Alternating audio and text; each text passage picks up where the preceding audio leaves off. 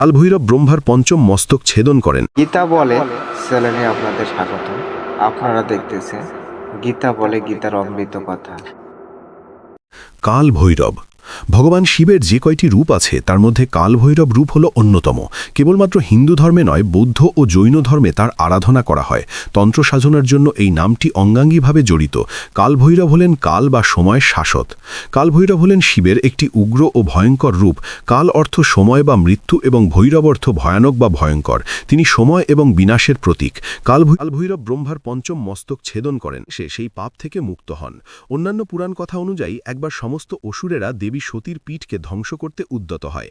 তখন এই অন্যায় কাজকে আটকাতে ভগবান শিব এই কালভৈরবের সৃষ্টি করেছিলেন, যার ফলে অসুরেরা সতীদেবীর পীঠ আক্রমণ করতে ভয় পায়। তাই আজও মনে করা হয় সতীদেবীর পীঠের রক্ষার দায়িত্বে রয়েছেন স্বয়ং কালভৈরব। তাই আজও প্রতিটি সতীপীঠের কাছে রয়েছে একটি করে কালভৈরব তথা শিবের মন্দির।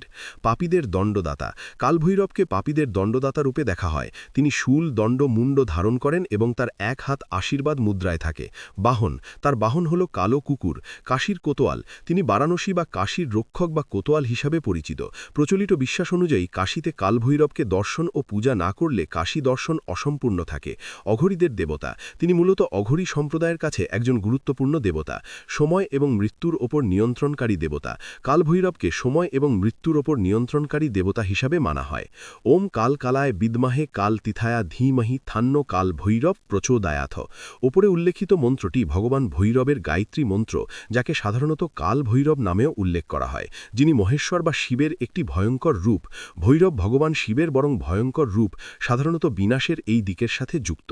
প্রাচীন হিন্দু কিংবদন্তিতে উৎপত্তি ভৈরবের বহুল ভয়ঙ্কর রূপ হিন্দু, জৈন এবং বৌদ্ধ উভয়ই শ্রদ্ধা করেন। ভারত এবং নেপাল জুড়েও তিনি এই রূপেই পূজিত হন। কাল ভৈরবের রূপে ভগবান শিব এই প্রতিটি শক্তিপীঠের রক্ষক বলে কথিত আছে।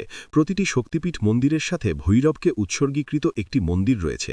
জয় শ্রী কাল ভৈরভায় নমঃ। রাজস্থান, তামিলনাড়ু ও নেপালে তার বিশেষ পূজা হয়ে থাকে। উজ্জয়িনীতে তার একটি প্রসিদ্ধ মন্দির রয়েছে, যেখানে বাবা কালভৈরব তার ভক্তদের কাছ থেকে সুরাপান করে থাকেন। ভৈরবের সংখ্যা ৬৪টি, তাদের আবার ৮টি শ্রেণীতে বিভক্ত করা হয়েছে। প্রতিটি শ্রেণীতে আবার একজন করে প্রধান ভৈরব রয়েছেন। এই প্রধান ৮টি ভৈরবকে একত্রে অষ্টাঙ্গ ভৈরব বলা হয়ে থাকে।